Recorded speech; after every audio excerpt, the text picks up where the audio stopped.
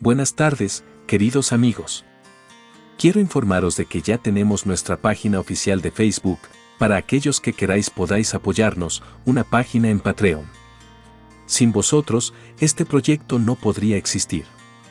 Tenéis los enlaces en la descripción en el comentario fijado debajo del video. Disfrutad del contenido. A mis 64 años, jamás imaginé que llegaría el día en que mi propio yerno me levantaría la mano. Pero allí estaba yo, de pie en el umbral de mi casa en el barrio de Chamartín, sintiendo un hilo de sangre cálida deslizándose por mi nariz y manchando mi camisa de lino. Frente a mí, el rostro de Enrique se desencajaba de rabia, perdiendo cualquier rastro de la elegancia impostada que siempre había lucido. Detrás de él, mi hija Lucía permanecía como una sombra, con las mejillas bañadas en lágrimas y la mirada perdida en algún punto del suelo de terrazo. «Papá, por favor», susurró Lucía, con una voz apenas audible, rota por la vergüenza. «No tenemos a dónde ir». Apenas 3 horas antes, se habían presentado en mi puerta con el aspecto de 2 refugiados de su propia vida. El pelo de Lucía estaba desaliñado, sin el cuidado habitual que siempre ponía en su imagen, y su ropa estaba tan arrugada como si hubiera dormido con ella en algún banco de la Castellana. Enrique, por su parte, no paraba de caminar de un lado a otro por el porche, pasándose las manos por el pelo con un tic nervioso y mascullando entre dientes algo que yo no lograba descifrar. Nunca lo había visto tan alterado, tan carente de su habitual arrogancia. «¿Qué está pasando exactamente?», pregunté, haciéndome a un lado para dejarlos entrar al recibidor, aunque un instinto primario me advertía que estaba cometiendo un error. Fue entonces cuando la magnitud del desastre salió a la luz. Hace apenas 2 semanas, y a mis espaldas, habían vendido su preciosa casa de 4 habitaciones en las afueras de la capital por 460.000. Una cifra que me dolió escuchar como un golpe físico. Era la casa que yo les había ayudado a comprar con los ahorros de toda una vida, el hogar donde vi a mi nieta Inés dar sus primeros pasos antes de que se marchara a estudiar a la Universidad de Salamanca. En 14 días, todo ese patrimonio se había esfumado. «Enrique tiene una oportunidad de negocio increíble, de esas que solo pasan una vez», explicó Lucía, con los ojos brillantes por lo que ahora comprendo que era una desesperación profunda disfrazada de esperanza. «Marketing digital e inversiones en criptoactivos, papá. El futuro está en Internet y Enrique tiene contactos con inversores alucinantes en el extranjero». Vi a Enrique asentir con un entusiasmo casi maníaco, pero algo en su mirada me revolvió el estómago. Ya había visto esa expresión antes. En los ojos de mi difunto hermano cuando se jugaba el sueldo del mes en el casino de Gran Vía, convencido de que la siguiente mano de cartas resolvería todos los problemas que su propia imprudencia había creado. «Así que vendisteis vuestra vivienda», dije midiendo cada palabra, tratando de procesar la locura, «para invertirlo todo en el negocio de Enrique». «No es solo un negocio, Francisco», me interrumpió él, y noté con frialdad que ya no me llamaba suegro. Su tono era ahora el de un tiburón herido. «Estamos hablando de crear un patrimonio para generaciones. En 5 años, Lucía no tendrá que trabajar ni un solo día más en su vida. Podrá vivir de las rentas». Pero allí estaban, 3 horas después de cruzar mi puerta, confesando que el capital había volado. Los supuestos inversores habían desaparecido de la noche a la mañana. El negocio resultó ser una estafa piramidal de manual, un esquema Ponzi que Enrique intentaba justificar con una jerga técnica sobre mercados volátiles, arbitraje y problemas con la CNMV que yo no podía seguir y que, sinceramente, no me creía en absoluto. «Estas cosas pasan en el mundo empresarial de alto nivel», repetía él, estallando, alzando la voz con cada frase. «Son fluctuaciones del mercado, retrasos burocráticos. Es algo puramente temporal». ¿Temporal? Se habían pulido casi $500,000 de euros, el techo de su hija y su estabilidad futura, y él tenía la desfachatez de llamarlo temporal. «Solo necesitamos un sitio donde quedarnos mientras reorganizamos la estrategia», suplicó Lucía, agarrándome las manos. Solo unas semanas, quizá un mes, hasta que Enrique recupere los accesos a las cuentas. Miré a mi hija de verdad, quitando el velo del cariño paternal. ¿Cuándo se había quedado tan delgada? ¿Cuándo habían aparecido esas sombras grises bajo sus ojos? Su piel tenía un tono enfermizo que hablaba de meses de estrés constante, de noches en vela escuchando las promesas vacías de un hombre que la estaba arrastrando al abismo. Lucía, cariño, dije con toda la suavidad que pude reunir. Sabes que te quiero más que a mi propia vida, pero no puedo ser cómplice de esta espiral. No puedo dejar que entréis aquí para seguir alimentando esta fantasía. En ese instante, la máscara de yerno modelo de Enrique se hizo añicos. Su actitud servil desapareció, reemplazada por una mirada fría y calculadora que me heló la sangre. ¿Cómplice de qué exactamente? ¿De que tu propia hija necesite el amparo de su padre cuando las cosas vienen mal dadas? No estoy hablando contigo, Enrique, dije manteniendo la firmeza en mi propia casa. Estoy hablando con mi hija. Él dio un paso hacia adelante, invadiendo mi espacio personal, y pude oler el rastro agrio del alcohol en su aliento. Ni siquiera era mediodía. ¿Te crees mejor que nosotros, verdad, Francisco? Escupió con desprecio. Sentado en tu bonita casa de Chamartín, con tu jubilación blindada, juzgándonos por habernos atrevido a soñar en grande, por arriesgarnos para no ser unos mediocres. Enrique, por favor, cállate, susurró Lucía, intentando agarrarle del brazo. Él se la sacudió de encima con un gesto violento que me puso en alerta. No, Lucía, tu padre tiene que entender que la familia está para estas cosas. La familia se ayuda sin preguntas, y ahora mismo somos nosotros los que necesitamos ese techo. Mantuve la voz tranquila, aunque sentía el pulso retumbando en mis sienes. Y yo he ayudado siempre. Ayudé a poner la entrada de esa casa que habéis tirado a la basura. Pagué vuestra boda por todo lo alto. Ayudé cuando no podíais pagar las cuotas del coche hace 3 años. Pero esto no es ayuda, Enrique. Esto es financiar vuestra ruina y alimentar vuestra falta de sensatez. Falta de sensatez. Enrique pasó al grito, su cara se puso roja de pura bilis. No tienes ni la más remota idea de lo que hablas, viejo.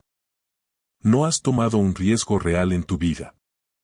No has construido nada desde cero, nunca has tenido la ambición de ser alguien. Enrique, para allá, te lo ruego, rogó Lucía. Pero él ya no la oía, estaba poseído por su propia frustración. ¿Sabes cuál es tu verdadero problema, Francisco?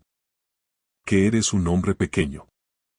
Mente pequeña, sueños de funcionario, vida pequeña en un barrio de viejos. Y te carcome que los demás no queramos conformarnos con tus migajas. Fue entonces cuando lo dije. La palabra que terminó de encender la mecha de su fracaso. No. Solo esa palabra. Corta, seca, definitiva. Pero Enrique la escuchó como si fuera el percutor de un arma. ¿Qué has dicho?, preguntó, con una calma fingida que era mucho más peligrosa que sus gritos. He dicho que no. No os vais a quedar aquí. No voy a quedarme de brazos cruzados viendo cómo hundes a mi hija todavía más y cómo destruyes lo que me queda de paz. El puñetazo llegó con una velocidad que mis reflejos de 60 años no pudieron prever. En un segundo estaba defendiendo mi dignidad en la entrada y al siguiente tropezaba hacia atrás contra la consola del pasillo, llevándome la mano a la cara mientras la sangre, caliente y espesa, empezaba a brotar. Lucía soltó un grito desgarrador. Enrique se quedó allí, con el puño aún cerrado y el pecho agitado como si hubiera corrido una maratón de puro odio. Por un instante eterno, nos quedamos todos congelados en esa macabra escena. El agresor, la víctima y el testigo mudo. ¡Oh, Dios mío!, susurró Lucía, rompiendo el silencio. Enrique, ¿pero qué has hecho? ¿Te has vuelto loco? Pero él no la miraba. Sus ojos estaban clavados en los míos con un rencor puro. Te lo mereces, viejo egoísta. Dejas a tu propia sangre en la calle y pretendes que te demos las gracias. Me toqué la nariz con cuidado. El dolor era un demonio punzante, pero no parecía rota. Sin embargo, más que el impacto físico, lo que me desgarraba era la revelación. Ese hombre que se había sentado a mi mesa durante 5 navidades, que me llamaba padre para pedirme dinero y que juró proteger a mi hija, acababa de golpearme en mi propio hogar. Fuera, dije, y mi voz, aunque baja, sonó con una autoridad que no admitía réplica. Papá, por favor. Déjanos explicarlo. Empezó Lucía, acercándose con las manos temblorosas. Los dos. Fuera de mi casa ahora mismo. Antes de que llame a la policía. Mientras se alejaban por el jardín, oí a Enrique refunfuñar algo sobre mi ingratitud y mi soberbia, pero ya no me importaba. Entré en casa, cerré la puerta con llave y, por primera vez en mi vida, eché el cerrojo de seguridad. Con las manos aún temblando, busqué mi teléfono y busqué en la agenda el nombre que sabía que podía sacarme de este infierno. Roberto, mi abogado de confianza desde hacía 15 años. El hombre que conocía cada rincón de mis finanzas y de mi testamento. Roberto, necesito que vengas a casa de inmediato, dije en cuanto escuché su voz al otro lado de la línea. Ha ocurrido algo muy grave y esta vez no hay vuelta atrás. Menos de 1 hora después del incidente, me encontraba sentado en el despacho de Roberto, en plena calle Velázquez. El entorno era sobrio, rodeado de estanterías de madera oscura que contenían siglos de jurisprudencia, pero nada de lo que allí había podía prepararme para lo que estaba a punto de escuchar. Roberto me había ofrecido unos pañuelos de tela para limpiar el rastro de sangre que aún se secaba en mi rostro e insistió, con una frialdad profesional que me inquietó, en tomar fotografías detalladas de mis heridas. Fue mi primera pista de que esto ya no era una simple disputa familiar, sino el inicio de una causa penal. Francisco, comenzó Roberto, abriendo una carpeta de piel, gruesa y repleta de documentos, hace 6 meses me pediste con mucha discreción que investigara los antecedentes de Enrique. Te preocupaba la presión constante que ejercía sobre Lucía para pedir una hipoteca de 2º grado sobre su casa y reinvertir el capital. ¿Lo recuerdas? Asentí en silencio, sintiendo un nudo en la garganta. El repentino interés de mi yerno por usar el valor neto de la vivienda para oportunidades de negocio nunca me había encajado, pero en aquel entonces quise creer que solo era ambición mal gestionada. Lo que encontré entonces era sumamente preocupante, pero me diste instrucciones de no intervenir a menos que ocurriera algo urgente. Roberto me miró fijamente por encima de sus gafas. Yo diría que ser agredido físicamente en tu propio domicilio bajo el barrio de Chamartín cuenta como una emergencia de primer orden. Deslizó una fotografía granulada sobre la mesa de cristal. En ella, Enrique aparecía con un aspecto más juvenil, luciendo un traje de corte impecable, del brazo de una mujer que no era mi hija. Era una mujer mayor, de unos 60 y muchos, con el cabello plateado perfectamente peinado y una elegancia que emanaba una riqueza antigua. Esta es Margarita Dávila, hace 4 años. Una viuda con un patrimonio inmobiliario inmenso en el barrio de Salamanca. Enrique tenía entonces 34 años. Mi estómago comenzó a hundirse mientras Roberto seguía pasando folios. Margarita falleció el año pasado de un infarto masivo, según el certificado de defunción. Pero aquí está el dolo. 6 meses antes de morir, transfirió prácticamente todos sus activos líquidos y 2 propiedades a nombre de Enrique. Sus hijos biológicos todavía están librando una batalla legal encarnizada en los tribunales de Barcelona para impugnar esas donaciones. Roberto sacó otra imagen. Esta vez, Enrique aparecía en un restaurante de lujo junto a una mujer morena de unos 50 años. Lucía Castro, 52 años. Perdió su vivienda, los ahorros de su jubilación y un próspero negocio de joyería en la calle Serrano por su culpa. La convenció para invertirlo todo en una startup tecnológica que prometía revolucionar el mercado, pero que solo existía en el papel. El patrón era tan claro que resultaba aterrador, pero Roberto aún no había terminado de desgranar el horror. Macarena, Juana, Almudena. Una letanía de nombres, cada uno acompañado de una fotografía donde las víctimas aparecían radiantes y confiadas junto al hombre que las estaba arruinando. Es la misma estrategia siempre, Francisco. Busca mujeres solas o emocionalmente vulnerables, con estabilidad financiera y una fe ciega en sus promesas. ¿Cómo has conseguido acceder a todo esto? Pregunté con la voz quebrada. Porque Enrique Fernández no es un hombre real. Ha operado bajo 3 identidades distintas en la última década. Su nombre verdadero es Enrique Ricard y cuenta con un historial delictivo que ya ha pasado por la Unidad de Delitos Económicos y Fiscales, UDEF, de la Policía Nacional. Todo su modus operandi se basa en la manipulación emocional y la obtención de firmas legales voluntarias. Técnicamente, ellas le entregan el dinero de su propio puño y letra, lo que hace que demostrar el dolo criminal ante un juez sea una tarea titánica.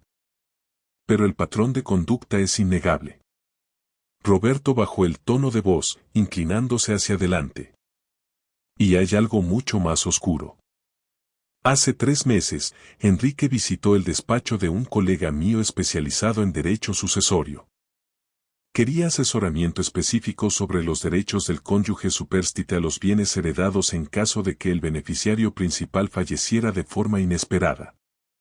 Sentí que la habitación comenzaba a dar vueltas y el aire se volvía pesado. ¿Qué preguntó exactamente? Logré articular. Quería confirmar si Lucía heredaría la totalidad de tu patrimonio y si él tendría acceso automático a esos activos como viudo a través del usufructo o la titularidad compartida. También se interesó por la contratación de seguros de vida con cláusulas de beneficiario irrevocable. Me sentí físicamente enfermo. No era solo el dolor del golpe, era la comprensión de que mi propia hija estaba siendo utilizada como una llave para abrir la caja fuerte de mi vida. Mi investigador privado ha verificado ese supuesto negocio digital. Francisco, no existe nada. No hay oficinas, no hay registro mercantil, no hay inversores internacionales. Los 460.000 de la casa de Lucía ya han sido desviados a cuentas en paraísos fiscales mediante criptomonedas. El plan original era que ella liquidara su propiedad, él se llevara el botín y desapareciera, como hizo con las demás. Pero sigue con ella. ¿Por qué no se ha ido? Porque el premio gordo no eran los 400.000 euros de la casa, Francisco. El objetivo final es tu herencia. Eres su única familia directa y posees activos de gran valor. Si te ocurriera algo, Lucía lo hereda todo, y Enrique tiene el control total sobre la voluntad de Lucía. Ese puñetazo de hoy no fue un arrebato de ira por falta de alojamiento, fue el pánico de un depredador que ve cómo su presa se escapa. Su plan maestro se está desmoronando y la gente acorralada es capaz de cualquier atrocidad. Roberto me extendió un pliego oficial. Esto es una solicitud de orden de alejamiento. Puedo tramitarla de urgencia hoy mismo alegando la agresión física y el riesgo patrimonial. Impedirá que Enrique se acerque a menos de 500 metros de ti o de tu propiedad. ¿Y qué pa Macarena con Lucía? Pregunté con el corazón en un puño. Francisco, sé que te duele, pero ella ha tomado partido. Todas las víctimas anteriores de Ricard tuvieron amigos o familiares que intentaron abrirles los ojos. Todas eligieron creer al verdugo hasta que se quedaron sin un céntimo. Pero hay algo más que debes saber. Esta misma mañana he recibido una notificación de otro bufete. Han solicitado una reunión formal para revisar tu testamento y tu planificación sucesoria. La solicitud venía firmada, por instrucción directa, a nombre de Lucía. Mi corazón se detuvo un instante. Mi propia hija ya estaba moviendo los hilos legales para acceder a mi herencia mientras yo aún respiraba. ¿Eran sus lágrimas de esta mañana puro teatro, ¿O estaba tan anulada psicológicamente que se había convertido en un títere de Enrique? ¿Qué se supone que debo hacer ahora? Pregunté, sintiendo el peso de mis 64 años como si fueran 100. Lo primero es firmar esa orden de alejamiento. Lo segundo, vamos a revocar tu testamento actual de inmediato para proteger tus activos. Y lo tercero. Roberto hizo una pausa solemne, tienes que decidir hasta dónde estás dispuesto a llegar para salvarte. Porque esto no se va a solucionar con un simple papel. Enrique Ricard va a utilizar a tu hija como su arma más afilada contra ti.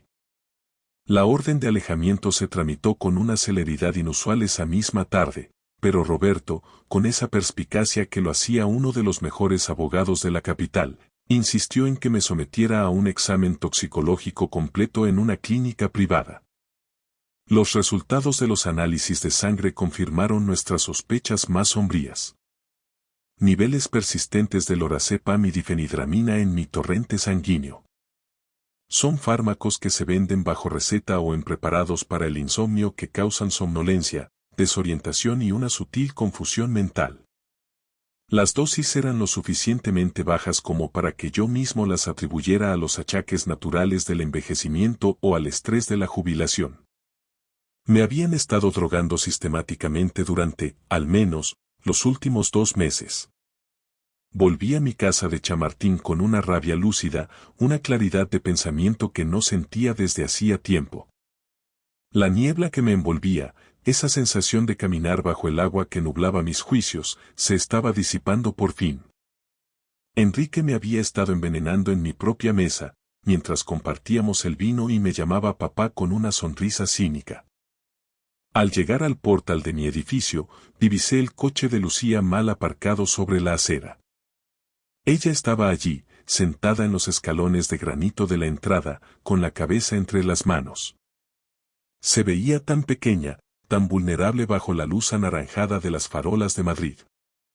Tenía el pelo sucio, sin rastro de su habitual elegancia, y los ojos hinchados de quien ha llorado durante horas. A pesar de la traición, a pesar del golpe, seguía siendo mi única hija, la sangre de mi sangre. Papá, dijo en cuanto me vio acercarme, poniéndose de pie con torpeza. Sé que no quieres ni verme, pero tenía que venir. Enrique se siente morir por lo que pasó ayer. Está bajo una presión insoportable, con los inversores encima de nosotros, y cuando te negaste a darnos ese respiro. Simplemente estalló. No es él, tú lo conoces, no es un hombre violento. Me senté en el escalón inferior, manteniendo una distancia física que era el reflejo de la distancia emocional que acababa de abrirse entre nosotros.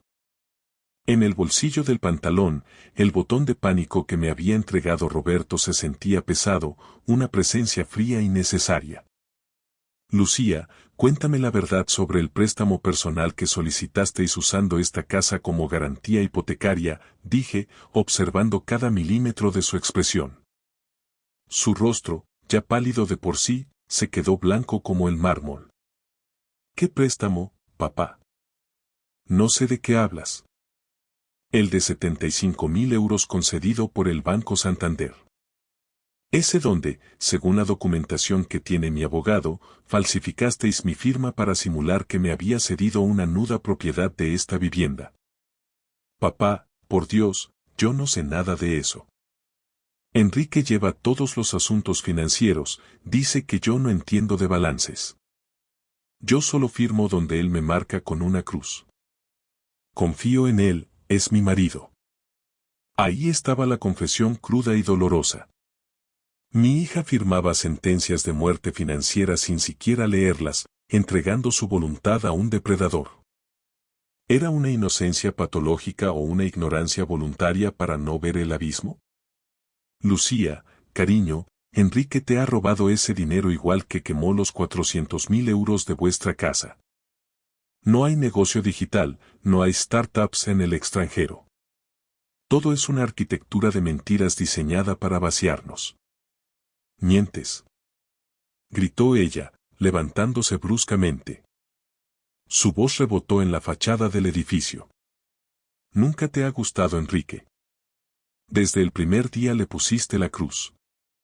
Y ahora te inventas estas calumnias, estas historias de película, solo para castigarme por haberlo elegido a él. Metí la mano en mi maletín y le extendí las copias de las fotografías que Roberto me había entregado. Enrique con Margarita, con la otra Lucía, con Juana. El desfile de sus identidades pasadas. Explícame esto entonces. Mira las fechas. Mira los nombres. Lucía agarró los papeles y su respiración se volvió errática, casi hiperventilada. Esto puede ser cualquiera. Balbuceó. Hoy en día se puede retocar todo con un ordenador, lo habrá sacado de alguna red social. Lucía, escúchate. Estás defendiendo a un hombre que me ha golpeado en mi propia entrada, que te ha dejado sin hogar y que tiene un historial delictivo en la Policía Nacional. Tú no entiendes nada de inversiones modernas. Chilló, y en su mirada vi un destello de fanatismo que me aterró. Enrique está levantando un imperio y tú eres demasiado rígido, demasiado viejo orden, para comprender su visión. Eran las palabras de Enrique, su léxico de embaucador, saliendo por la boca de mi hija. La niña a la que crié en soledad tras la muerte de su madre estaba protegiendo al hombre que estaba aniquilando nuestro futuro. Lucía, dije con una calma que me costaba la vida mantener, ¿me has estado poniendo algo en la comida? ¿Esos complejos vitamínicos que traías de la parafarmacia porque decías que me veía cansado? Su rostro se desmoronó por completo. La máscara de soberbia cayó, dejando ver una culpa atroz. Papá, por favor. No me mires así. Enrique dijo. Dijo que estabas pasando por un proceso de demencia precoz, que olvidabas las cosas. Me convenció de que los suplementos naturales ayudarían a regenerar tu memoria, que era lo mejor para ti. Me sentí morir por dentro. Ella me había estado administrando los fármacos, pero en su mente se veía a sí misma como una hija abnegada que cuidaba a un padre enfermo. Enrique la había convertido en el instrumento de mi propia anulación. No eran vitaminas, Lucía. Eran sedantes y ansiolíticos para hacerme dócil, para que no hiciera preguntas sobre las cuentas. Te ha usado para borrarme. Lucía me miró durante un tiempo que se me antojó eterno. Pude ver la guerra civil que libraba su cerebro. La evidencia física frente a la realidad paralela que su marido le había construido. No, susurró, negando con la cabeza frenéticamente. No, mi Enrique no sería capaz de algo tan retorcido. Lo ha hecho. Y si tengo que elegir entre proteger mi vida o seguir financiando vuestra destrucción, elijo mi vida. Esta misma tarde he revocado mi testamento. Todo lo que pensaba dejarte, los inmuebles, los ahorros y el fondo de pensiones, irá a una fundación. No voy a permitir que ese criminal herede un solo céntimo de mi esfuerzo. El rostro de Lucía pasó del shock a la incredulidad y, finalmente, a una rabia gélida que nunca le había conocido. No puedes hacer eso. Es ilegal. Soy tu hija, tu única heredera legítima. La familia no se droga entre sí para robar, Lucía. Si eliges a ese estafador, es tu libertad, pero no lo harás con mi dinero. Enrique tenía razón, dijo ella con una voz tan fría que no la reconocí. Dijo que eras un hombre controlador, vengativo y pequeño. Mañana mismo hablaré con mi propio abogado. No puedes desheredarme por despecho porque no te guste mi marido. En España existe la legítima hereditaria, y ya nos veremos en los tribunales. Pienso pelear por lo que me corresponde. He ganado cada euro trabajando 40 años, Lucía. Y no voy a ser el cajero automático de un delincuente. Mientras se alejaba hacia su coche, me di cuenta de que la niña que se refugiaba en mi regazo cuando había tormentas en Madrid se había ido para siempre. En su lugar había una extraña que me miraba como un obstáculo patrimonial. Estaba solo, en una casa demasiado grande, pero por primera vez en meses, mi mente estaba clara y mi voluntad era de hierro. La guerra legal que siguió fue, sencillamente, brutal. Enrique no se retiró en silencio, se atrincheró en su propia red de mentiras. Intentaron solicitar mi incapacitación judicial alegando una demencia senil galopante, utilizando para ello informes de una clínica privada de dudosa reputación. Enrique incluso inició una campaña de difamación por todo el barrio, desde la farmacia hasta el club de jubilados, contando a los vecinos de Chamartín que yo era un padre cruel y trastornado que había arrojado a su hija a la indigencia. Algunos amigos de toda la vida, los que compartían conmigo el café de las mañanas, empezaron a mirarme con una desconfianza hiriente. Mi propia nieta, Inés, me llamó desde Londres rota en llanto, llamándome desalmado y monstruo por dejar a su madre en la calle. Aquellas palabras dolieron más que el puñetazo, pero sabía que ella también era una víctima de la narrativa de Enrique. Sin embargo, Enrique cometió el error clásico del depredador: la avaricia. Se quedó demasiado tiempo en Madrid intentando hincar el diente a mi patrimonio, convencido de que su manipulación ganaría el juicio. Gracias a la meticulosa investigación de Roberto y a un contacto en un importante diario nacional que accedió a publicar una investigación sobre las estafas de Enrique Ricard, la Policía Nacional finalmente reunió las piezas del rompecabezas. Se emitió una orden de detención inmediata por estafa agravada, falsedad en documento mercantil y maltrato psicológico y físico a personas mayores. Cuando los agentes de la UDEF llegaron a la pensión de mala muerte en la que se ocultaban, Enrique ya se había esfumado. Fiel a su naturaleza, había huido solo al amparo de la noche, llevándose los últimos restos del dinero de la casa de Lucía y dejándola a ella con una montaña de deudas, el corazón destrozado y una citación judicial como cooperadora necesaria. 3 meses después, Inés vino a verme a casa. Ya no había gritos, solo una tristeza infinita. «Abuelo», dijo, recuperando el apelativo que siempre nos había unido. «Mamá está devastada». Enrique la dejó tirada en una estación de autobuses en Benidorm, sin un céntimo, sin coche y sin su documentación. Se lo llevó todo, hasta sus joyas personales. Me contó, con la voz entrecortada, que Lucía estaba viviendo temporalmente en un centro de acogida para mujeres en situación de vulnerabilidad. Que pasaba los días en un estado catatónico, repitiendo una y otra vez que no podía creer lo estúpida que había sido al entregar su vida a un fantasma. «No quiere pedirte nada, abuelo. Tiene demasiada vergüenza. Solo quería que supieras que ahora conoce toda la verdad. Y que lo siente desde lo más profundo de su alma». Me quedé en silencio en mi jardín, podando con cuidado los rosales que tanto me había costado mantener vivos durante aquel año de infierno. El sol de la tarde calentaba mi espalda, recordándome que seguía vivo. «¿Crees que ella lo sabía en el fondo, Inés?», pregunté sin mirarla. «Creo que tenía un miedo atroz a estar sola y decidió cerrar los ojos ante la realidad», respondió ella. «Y ahora está aprendiendo, de la forma más dura, que estar sola es infinitamente mejor que estar con alguien que te aniquila cada día». No respondí. Hay puentes que, una vez reducidos a cenizas, es mejor no intentar reconstruir. El perdón es posible, pero la confianza es un cristal que no admite pegamento. 1 año después del incidente, recibí una llamada de Roberto. Enrique había sido detenido por la Interpol en México, mientras intentaba timar a una viuda adinerada en un complejo de lujo en Cancún. Iba a ser extraditado a España y, con los cargos acumulados, probablemente pasaría el resto de sus días en una celda. De los casi 600.000 euros perdidos entre la casa, los préstamos y mis ahorros, solo se lograron recuperar apenas 100.000 en cuentas bloqueadas. Sorprendentemente, descubrí que la cifra no me importaba. Había aprendido a vivir con menos, a disfrutar de mis libros, del aroma del café recién hecho y del silencio absoluto de una vida gobernada bajo mis propios términos.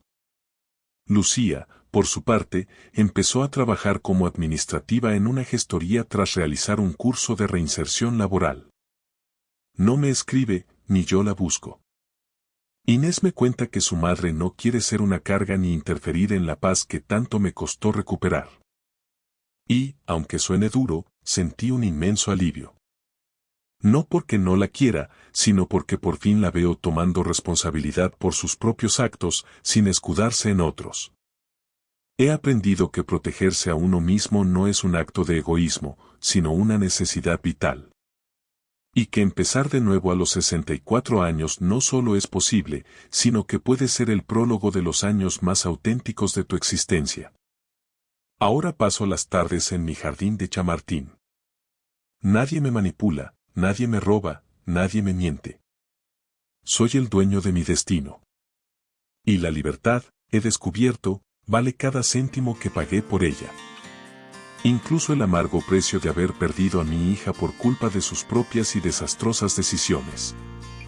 El sol sigue saliendo, y por fin, vuelvo a ver su luz sin sombras.